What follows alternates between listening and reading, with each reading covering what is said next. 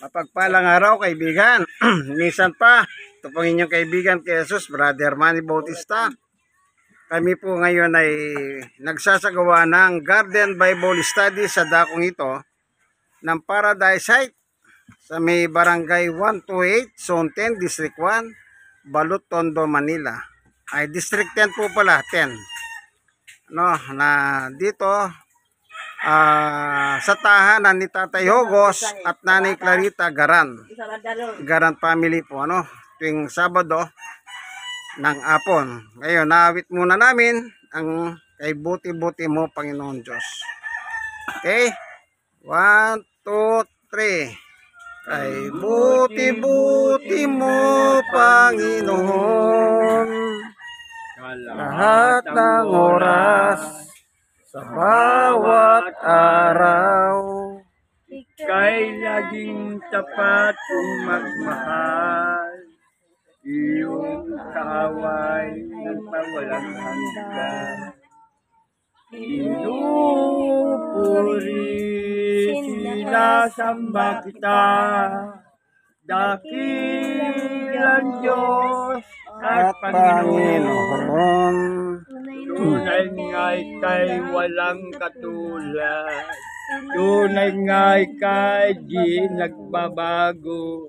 Mabuting Diyos sa amin nagmamahal. Kay buti-buti mo, Panginoon. Amen. Sa lahat ng oras, sa bawat araw, kay laging tapat kung magmahal. Iyong kaway pawalang hanggan. Pinupuri, sinasamba kita, dakilang Diyos at Panginoon. Tunay nga'y kay walang katulad. Tunay nga'y kay di nagbabago. Mabuting Diyos na sa amin nagmamahal. Mabuting Diyos na sa amin nagmamahal. Salamat, Panginoon Diyos. Minsan pa, ay inyong kabutihan ay aming karanasan. Samahan kami sa aming pag-aaral ng Ebanghelyo sa oras po ito. Salamat po sa ngalan ni Jesus. Amen, amen, amen. God is good all the time. So, ang ating pag-aaralan ay tungkol sa mga patay at buhay. Masaya po ba kayo? Patay at buhay ang ating pag-aaralan. Ngayon, ang ginagamit ko pong Bible, Poimen, ang Biblia ng mga pastor. Ito po. Si Tatay Hogos naman, Tatay Hogos, akin na nga yung ano. Itas mo. Ganyan mo lang, Tatay Hogos. Oh. Ito. Ayan. Magandang balita, Biblia. Biblia sa bawat Pilipino. Yan. Siya po ang nagbabasa, ako lang po ang naghahanap ng babasahin. Okay, ang ating pag-aaralan tungkol po sa buhay at patay. Ano po? Gumagamit tayong Biblia sa parahan hindi tayo mapagbintangan na yung sumusobra ba, lumalabis, so nagiging mayabang. Ang ating nagiging batayan ay Biblia. Bakit Biblia? Sapagkat ang mga tao, kung merong mang gustong sumampalataya sa Diyos, ang gagamitin niya Biblia. Wala pong iba. Hindi pwedeng magazines, comics, o kung ano man yung babasahin. Especially newspaper. Hindi. Biblia po, ano? Ngayon, pupunta na tayo sa dulo. At timano, dulo na po. Kumbaga, sa ending tayo magsisimula, ano? Yan. Okay po ba sa inyo yun? Magsimula tayo sa ending at tayo papunta tayo sa primera. Okay. Tignan natin ang magiging kapalaran ng tao pagdating po ng panahon. Tandaan nyo po, ang isang patay, kahit bulungan nyo, salitahin nyo, wala na, patay na. No, pero darating ang araw ang maririnig nila ay tinig ng ating Panginoong Yesukristo. Ayan. Tignan natin yung halimbawa sa Tatay Ogos chapter 11 ng 1. Yung tungkol po sa magkakapatid. I-connect natin doon, ano? Si Marta, si Maria, at si Lazaro. Opo. Ito, yung chapter 11, diyan po nakasulat yun. Ito.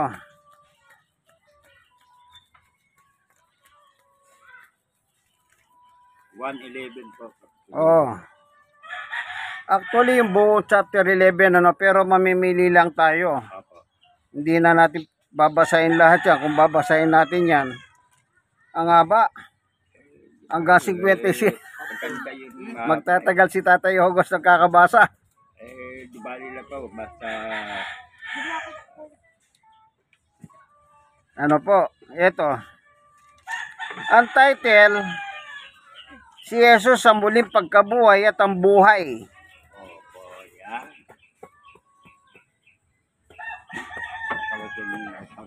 Ito po, sa putol-putulin lang natin, pero sila rin ang karakter, ano? Sa chapter 11 po, basahin nyo po sa 1. Chapter 11 verse 1. Yung main character natin dyan, makikita natin sila kung sino sila.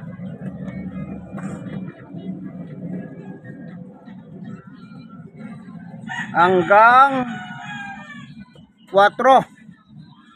Oh. 1, 11, 1, 2, 3, 4. Yun lang po, Tatay Ogos. Babasahin po. Opo, hanggang, ano ba sabi ko? Hanggang 4 lang po. Hanggang 7. Hanggang 7, Tatay Ogos. Yan. Yan. Para makita natin yung kasaysayan dyan. Bakit? Yan ang ating pinaksa. Okay. Ayun, wala na yung speaker, Tatay Ogos. Wala na yung speaker mo. Ayan. Para wag na siya mahirapan magsalita. Kahit konti salita lang, malakas na. Kahit hindi ko na itutok yung video sa kay Tatay Ogos. Kung naka-speaker naman siya, loudspeaker siya. Yan. Tingnan muna ninyo yung paligid. Ano po? Talagang paradise. Nasa paraiso na po tayo. Konti na lang, langit na. Nalalaman na. Ayan. Dadaanan natin yung paradise mamaya sa paksa. Ayan. Para makita nyo lang po itong ating pinapaksa. Ayan.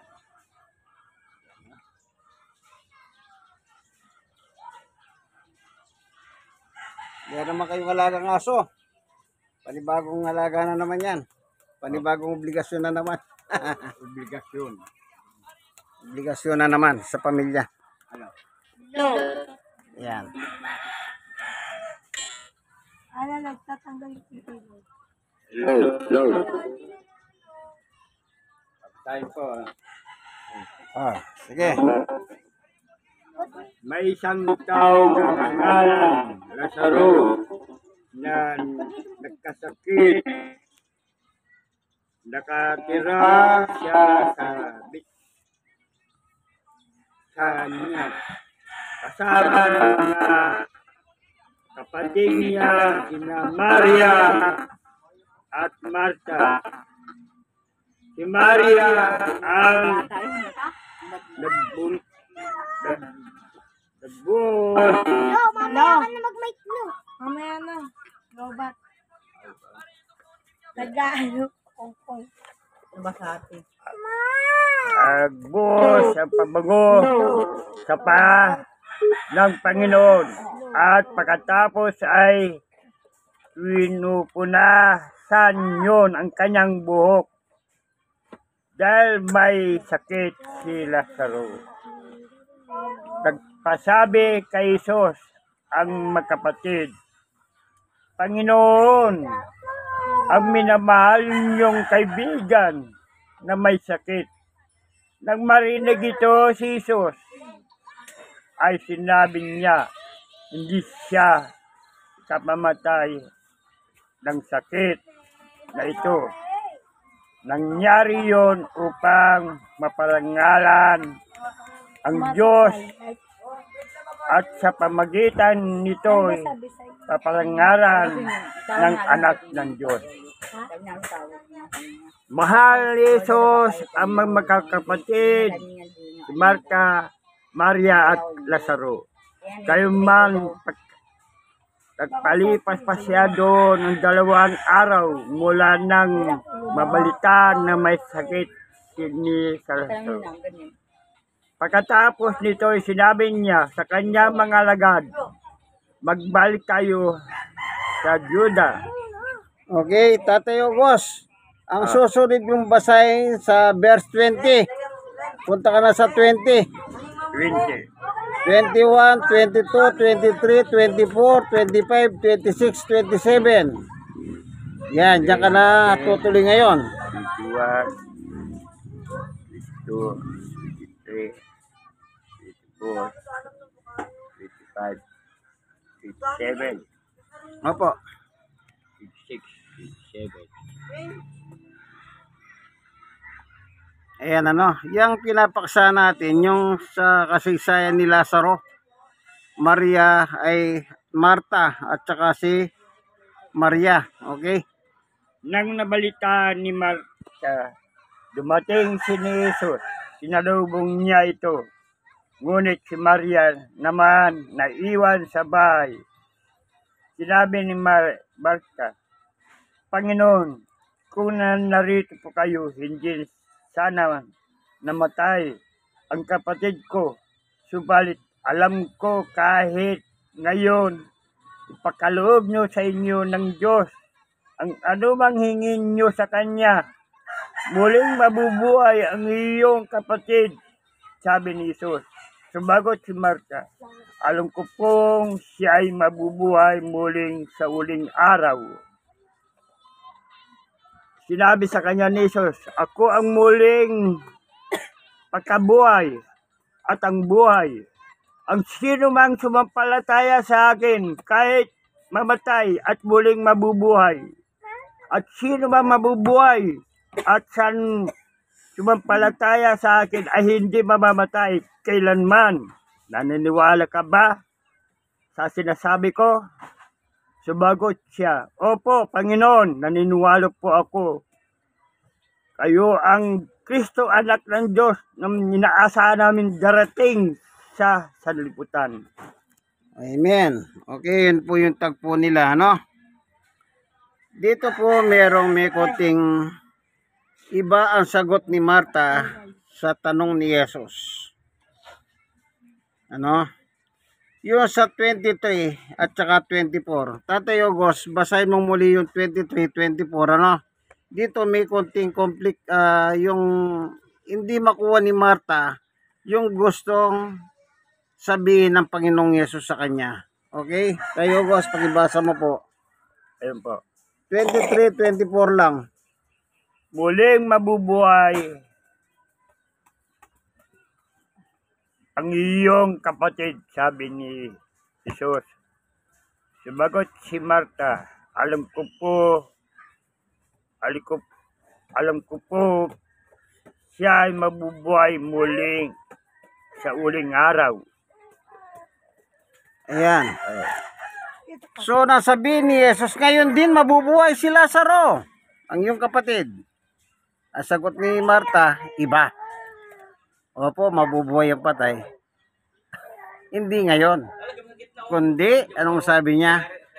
Sa uling araw. Okay? Hindi maintindihan ni Marta ang salita ng ating Panginoong Jesucristo. Ngayon, Tatay Ogos, magpunta ka po sa 38. Muling binuhay si Lazaro. 38, 39, 40, 41, 42. 43, 44. Yan. Hanggang dyan lang po. 38, 39, Opo. 40, 41, 42, 43, 44. Yan, hanggang 44 lang po yan, Tatay Ogos. Tignan natin yung sinabi ni Jesus sa verse 23 na sabi niya kay Marta, muling mabubuhay ang iyong kapatid, sabi ni Jesus. Okay? Tignan natin ang nangyari, ang eksena. basahin na po. Apo. Muling nabagabag, nakaluban ni Jesus pagdating sa libingan. Ang pinaglibingan kay Lazaro ay isang yungib na natakpan ng malaking bato. Alsin yon ang bato, utos ni Jesus. Ngunit si Marta, ang kapatid ko'y namatay, ay sumagot, Panginoon, nangangamoy na po siya ngayon, 4 na araw na siyang patay. Sinabi ni Jesus, hindi ba sinabi ko sa iyo na kung sumampalataya ka, ay makikita mo ang kawalatian ng Diyos. Kaya inalis niya ang bato. Tumingala si Jesus sa langit at sinabi, Ama, nagpapasalamat ako sa iyo sapagkat dininig mo ako.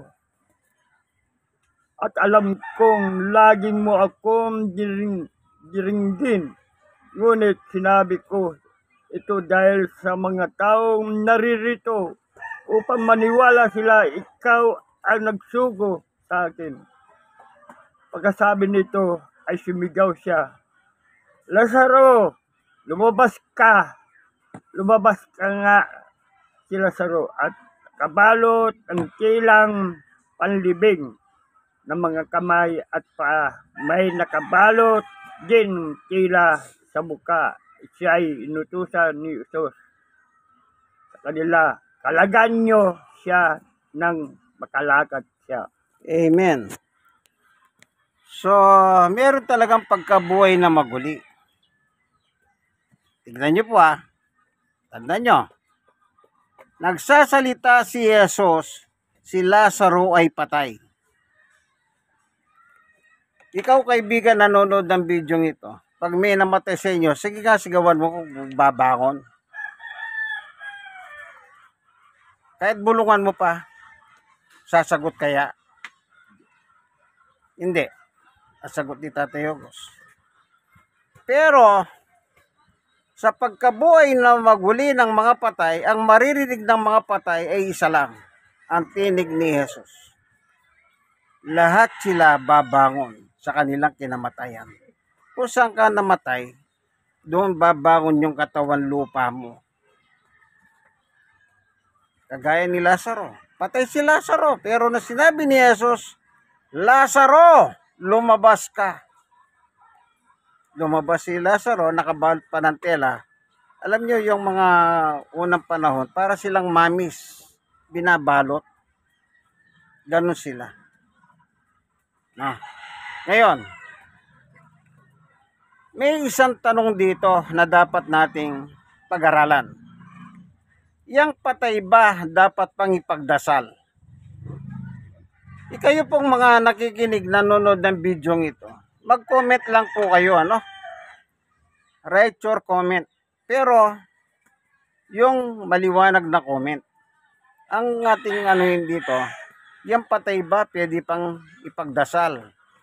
Ingan ng dasal sa pamamagitan ng dasal sa Diyos. Yan. Kasi, tignan nyo po, Tatay Ogos, balik ka sa 1 pa rin. Chapter 5. 1 chapter 5. Ang isang patay, gaya ni Lazaro, bumangon siya nang marinig si Jesus. Tignan naman natin pagbangon ng mga patay. yung pagbangon ng mga patay. 1 chapter 5. Ito. Sa simulan mo sa 24, Tatay Ogos. 1 chapter 5 verse 24, 25, 26, 27, 28, 29, 29 lang po.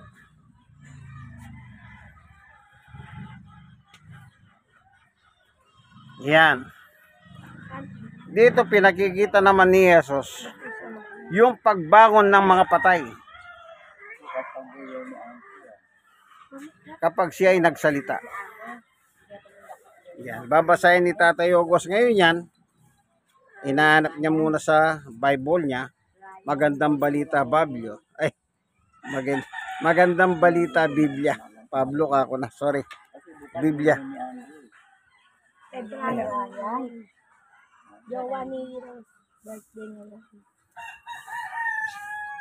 Hindi pa ba nito? Hindi naman na.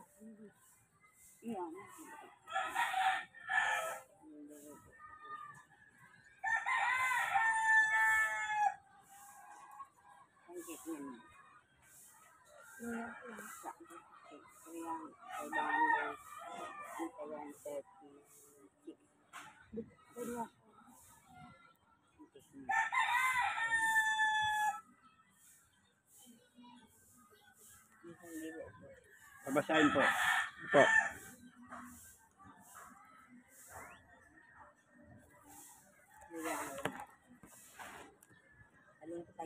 Pagkatandaan nyo ang nakikinig sa aking salita at sumampalataya, Kulang mo doon. nagsugo sa akin ay may buhay na walang hanggang. Hindi na siya hatulan, kundi nakatawid na siya sa buhay mula sa kamatayan. Patandaan nyo na darating ng oras at ngayon na nga na marinig ng mga patay ang tinig ng anak ng Diyos, at ang sino man nakinig sa kanya ay mabubuhay. Kung paano ang Ama mismo ang pinagmumulan ng buhay, ngayon din naman ang anak na binigyan niya ang ganong karapatan. Binigyan niya ang anak ang kapangyarihan umatol sapagkat siya ay anak ng tao. Huwag niyo itong pagtaghan sapagkat darating ng oras na marinig ng mga patay ang kanyang tinig at sila'y babangon lahat ng gumawa ng kabutihan at babangon patungo sa buhay na walang hanggang, at lahat gumawa ng kasamaan ay babangon patungo sa kaparusahan. Ayan, ano po. So, sabi po rito sa talatang ito, Tatay Ogos, sulitin mo lang yung 25. Yung verse 25 po.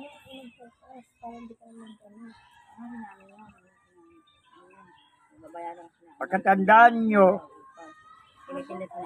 na darating na ang oras at ngayon na nga na narinig ng mga patay ang tinig ng anak ng Diyos, at ng sino man makinig sa kanya ay mabubuhay. So, maliwanag, ano? Nagsalita si Jesus, nabuhay si Lazaro. Pagdating kay Jesus, wala pong imposible. Isipin niyo po, nakalibing ng harap 4 na araw si Lazaro. Sabi ni Marta, Panginoon, nangangamoy na po yan. Kasi mukhang wala pang imbalsamo noon. Sigurado mangangamoy na. Pero sabi ni Jesus, buksan nyo yung takip ng kuweba. At sinabi niya kay Lazaro, lumabas ka. Lumabas si Lazaro. ganon din yung mga patay. Pagdating ng pagbuhay na maguli ng mga patay, dalawa ang aantungan nila.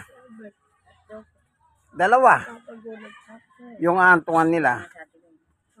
Yung binabanggit sa 29. O tayo boss, ulitin mo nga yung verse 29 lang po. Kung saan sila babangon.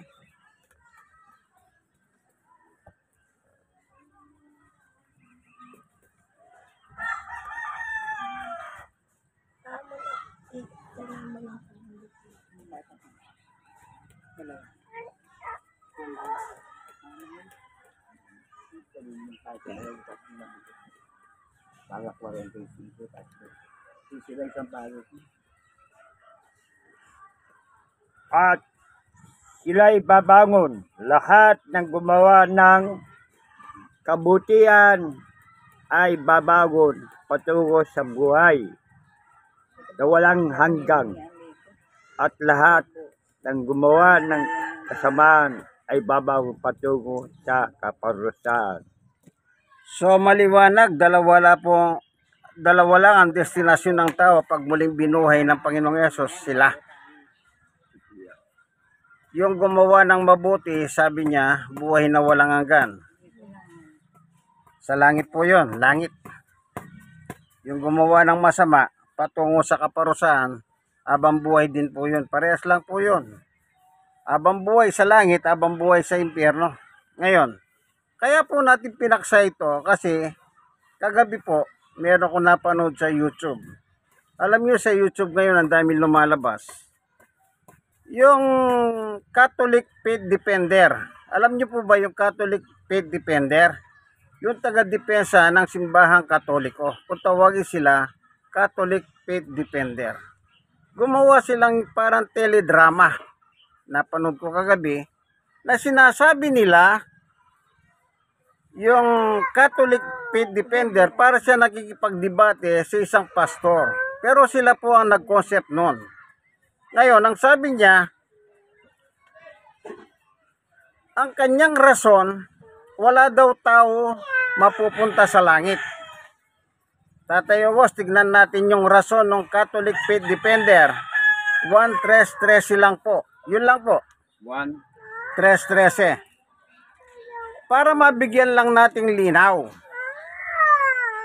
yung kanyang argumento. 13. Opo, yun lang po. Nang 1. Kaya ba nanonood po ako kagabi, pinanonood ko sa YouTube. Sa YouTube napansin ko, meron silang gustong palutangin na aral. Aral na wala naman sa Biblia. Sila lang ang nagsasabi. O kung meron man silang mabasa sa Biblia, pero wala pong sinabi si Jesus. Mamaya, magiging paksa natin yan. Tuloy-tuloy lang tayo, kaibigan? Wag lang kayong magalit. Wala tayo pong sinisirahang reliyon dito. Ang ano ko lang po rito ay biblical evidence. Ebidensya mula sa Biblia. Ano po? Hindi tayo naninira ng reliyon. Kaya tayo gumagamit ng reliyon is to prove, patunayan yung aral nila. Yan. Tingnan natin yung pabasa ko ni Tatay August. Ito po ang concept o depensa ng Catholic Faith Defender, yung 1:13.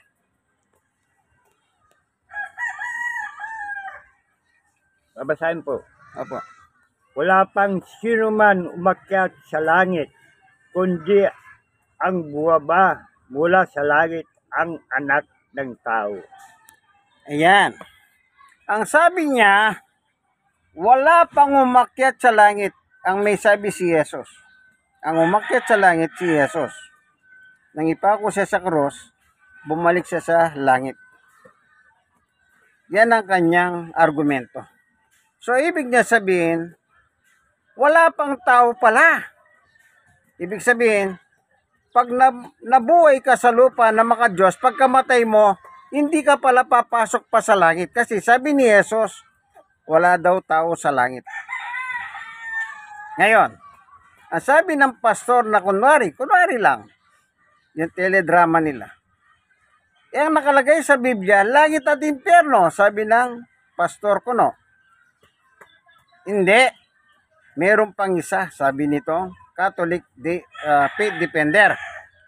Dito po pumasok yung salitang purgatorio. At meron siyang pinatunayan na meron nakasulat na purgatorio doon sa librong Kastila. Ngayon, hindi naman natin ini-issue yon ang purgatorio. Actually,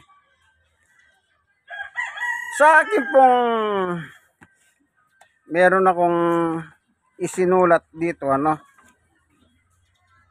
Ang sabi po rito, doon sa libro, yung ang tawag po rin, Catechism. The Catechism of the Catholic Church. Yung libro ng katesismo na ginawa ng Katoliko, simbahan, ito, number 1030 at 1031. Yun din po yung pinakikita nila ngayon sa television o sa YouTube na binabasa nila sa English at sa Tagalog. Ngayon, ibibrief ko po kayo. Basahin ko. Ito po, what is purgatory? Ito po yung nakasulat sa Catholic Faith Defender ay ng Catholic Faith Defender sa libro ng Catechism of the Catholic Church. Ito. O Tatay Ogos, basahin mo, no? Ito po. Ito. Hanggang dito. Ayan, yung basta tuloy-tuloy yan, Tayo Ogos, ha? Ayan, sige, basahin mo. Mas magandang ikaw magbasa. Itong binabasa ni Tatay Ogos, kinuha ko lang po ito sa aral ng Catholic. Ginugel ko po yan. At nang makita ko, sinulat ko sa likod ng aking Bible para kapag pinapaksa ko yan, ay nakasulat. Pero English po yan. Pwede naman natin siyang i-translate sa wikang Tagalog. Ayan. O, Tayo Ogos, pag-ibasa niyo po. Ito po, with Oh. word. Oh. English, no? Opo. The Catholic Faith Defender. What is purgatory and why do people go them?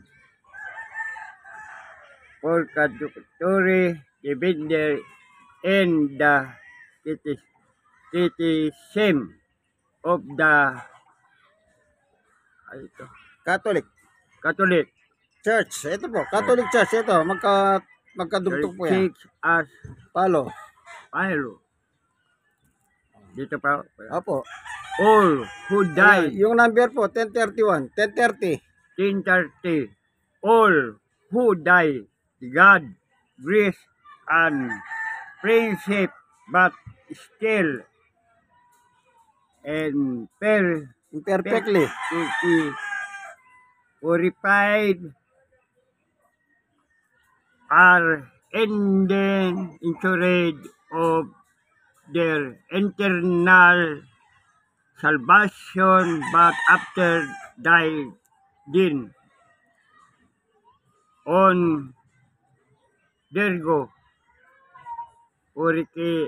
purification so as to Achieve. save the holiness Necessary. to enter Opo. the joy of heaven. 1031. They shall give the name purgatory to a final purification of the elect, which in entry difference from the earnestness of the damned. Okay. Ayan. Ganun lang po yan, Tatay Ogos. So, maliwanag po sa kanilang katesismo na kapag namatay ka, hindi ka pa perfecto. Ang munang gagawin mo, pupunta ka raw sa purgatorio para lilinisin ka. Kapag malinis ka, doon ka naman nila dadali sa langit. Yan tanong, sinong maglilinis sa iyo ron?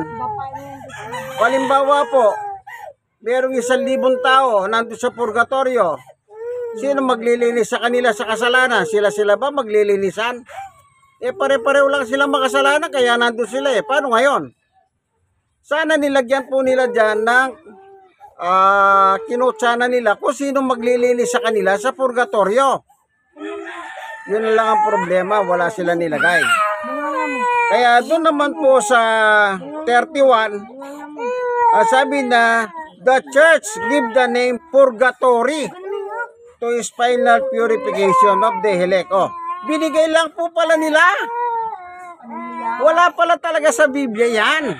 Sana sinabi nila based on Bible. Hindi binigay yung pangalan na salitang purgatorio. Kaya sinabi nila, dahil wala para tao sa langit, wala rin tao sa impyerno, meron muna purgatorio. Wala naman po talagang purgatorio ang basihan. Bagamat yung ginamit nilang Biblia, Kastila, mayroong purgatorio. Pero wala naman pong paliwanag doon na lilinisin sila sa purgatorio. Yan po ang malaking... Sana kinumpleto na lang nila. Kasi tignan nyo, pag tanungin mo po ang Katoliko, tanong mo, saan yung mababasa ang purgatorio? Ang kukunin nila, Catechism of the Catholic Church. Yun po, libro. Meron ng Biblia. Bakit pa sila gumawa ng sariling libro? Kasi po, wala sa Biblia yun. Unang-una, si Jesus hindi nagturo ng purgatorio. Tatay August, Panguli, anong tinuro ni Jesus? Purgatorio ba? O impyerno? Marcos, tignan po natin yung tinuro ni Jesus sa panahon niya. Chapter 9 ng Marcos. Tignan po natin, Tatay August, yung naging dito, Yan, Panguli. Ito pong chapter 9 ng Marcos, simulan natin ang basa sa 42 hanggang 40 na, hanggang 50. Sandali. Sige, hanggang 50. 49, chapter 9 ng Marcos, 42, 43, 44, 45, 46, 47, 48, 49. Ayan, hanggang 49 po pala. Yung description ng impyerno. Ano? 9:42 po, no? Marcos chapter 9 42. hanggang 48. Yan po yung description ng Panginoong Yesus tungkol po sa impyerno. Basahin po. Opo. Mabuti pa isang tao ang siyang tinignan ay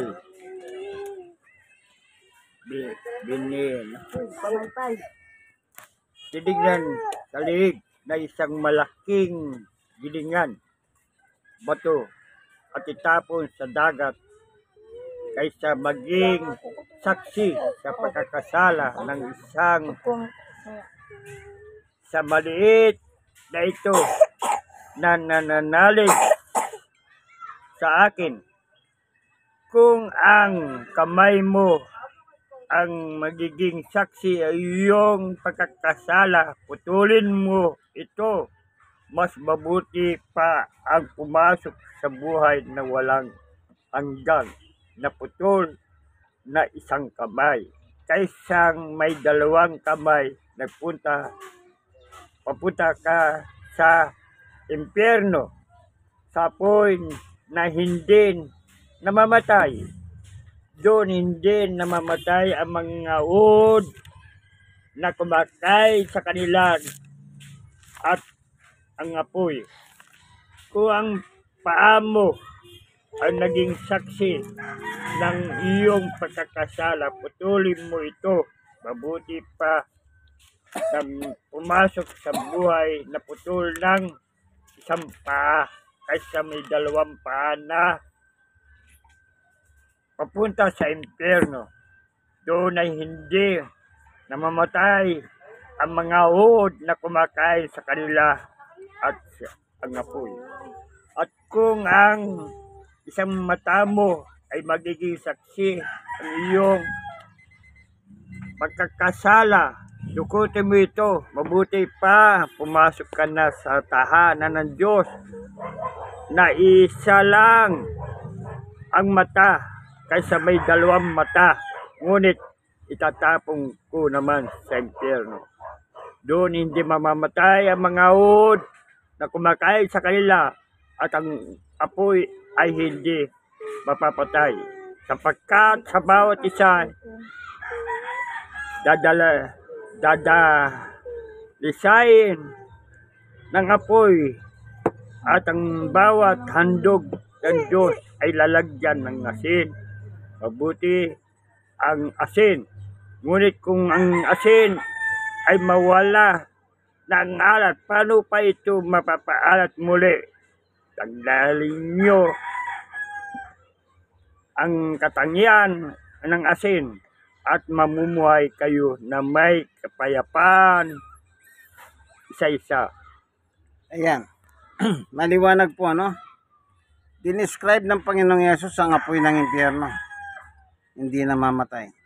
May uod pa. Oh, meron bang binanggit si Jesus purgatorio? Wala. Kaya kahit ipagdasal nyo po yung patay, wala na pong alaga yun. Bakit? Yung patay, wala na pong magagawa yun. Wala na. Makakapagsisi pa ba ang isang patay? Hindi na po. Buwas ng isang tao na matay at hindi siya nakapanumbalik sa Diyos pagkamatay niya, doon na po siya sa apoy ng pagdurusa. Panguli, Tatay Ogos, dahil isang talata lang, Lucas chapter 16, para makita natin kung meron ba talang patutunguhan ng tao o wala after death. Kasi sabi wala pa naman nakarating sa Kapitulo 16 po. Lucas 16 sa 22, 23, 24, 25, 26 hanggang 26 yan. Diyan na natin makikita kung yun nasa impyerno ba, purgatorio. Kasi yung purgatorio po, ang sabi nila, yan ay dako ng pagdurusa. Apoy. Dyan lang yan. Kung makakalipat pa sila. Gaya na sinasabi ng Catholic Faith Defender sa kanilang mga teledrama. Ayan. Tingnan natin. Dito makikita natin, meron pong patutunguhan ng tao after death. Hindi sa purgatorio. Kagaya ng gustong palabasin nitong Catholic Faith Defender. Kayong mga naniniwala sa kanila, nasa inyo po yan. Kung gusto niyo mapunta sa purgatorio, kasi ang sabi nila, pag naniwala ka sa purgatorio, makakalipat ka sa langit.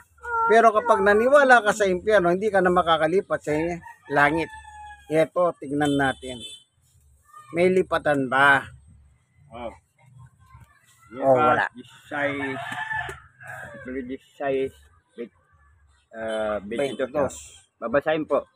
Opo. Namatay ang pulubi at siya'y dinala sa mga anghel sa piling ni Abraham. Namatay rin ang mayaman at nilibing sa gitna ang kanyang pagdurusa ng daigdig ng mga patay.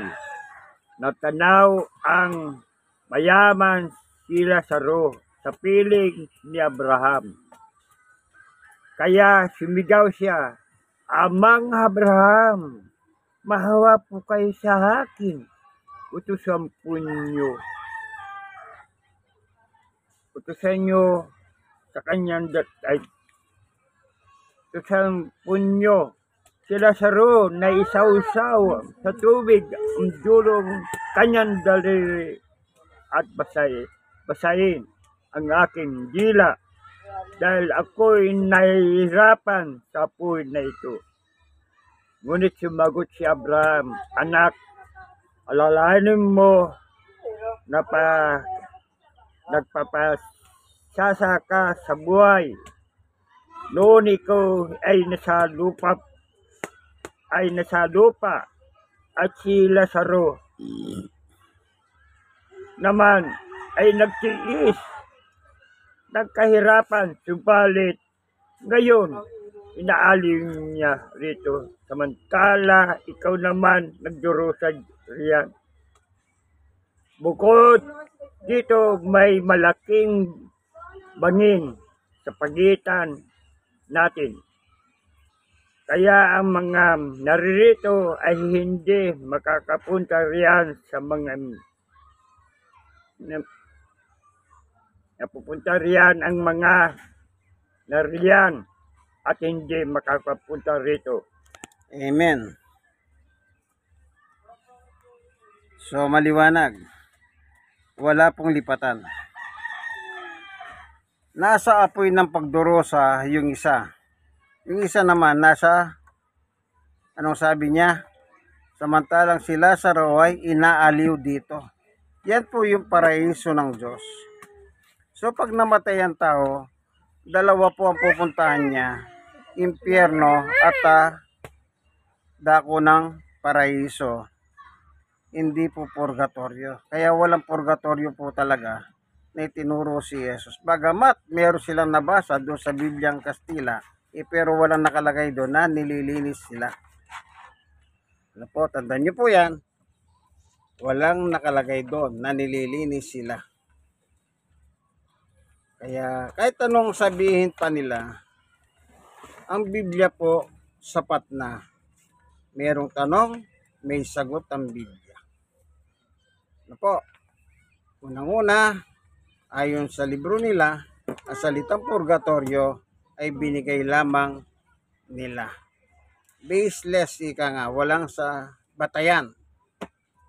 Kaya kahit yung sinasabi nilang Kastilang purgatorio, nasa unang Pedro sa 3:19 po yun. Pero sa libro nilang sinalin sa ngayon sa Tagalog, wala pong nakalagay na purgatorio. Yun ang nakakalungkot. Yun po ang ginagamit nila na yung Kastilang libro o Biblia na sabi nila meron daw mababasang salitang purgatorio, pero bakit po nang sinalin nila wala pong nakasulat na purgatorio? Panghuli, Tatay Ogos, unang Pedro 3:19. Ayan. At ang babasahin ni Tatay Ogos, Magandang Balita, Biblia.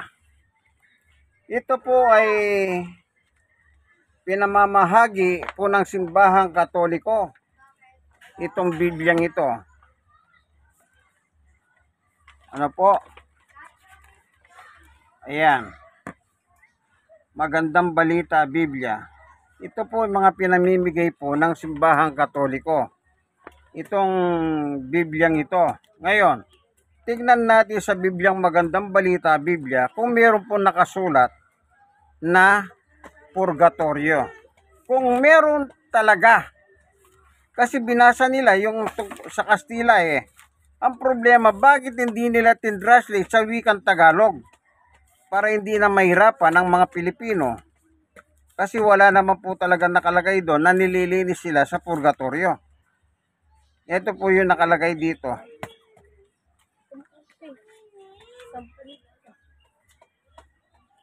Ano? Ito.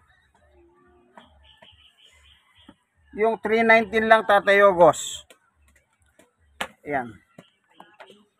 Unang Pedro chapter 3 verse 19. Tingnan natin yung nakalagay dyan. Ito yung sinasabi nilang purgatorio sa Biblia. Doon sa Kastilang binasa nila. Pero kung talagang meron, bakit hindi nila tinranslate sa librong Magandang Balita para sana nababasa natin? Diyan natin makikita ang problema.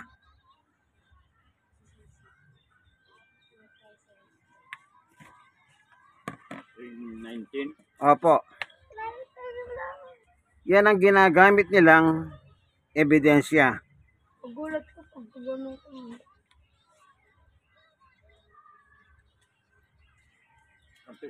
Ulo Pedro 3:19. Kapitulo 3, 19. Opo.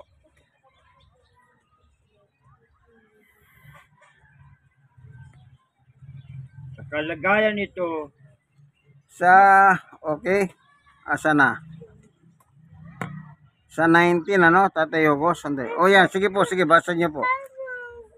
sa kalagayan nito, napunta siya at nangaral sa mga espiritong nakabilanggo.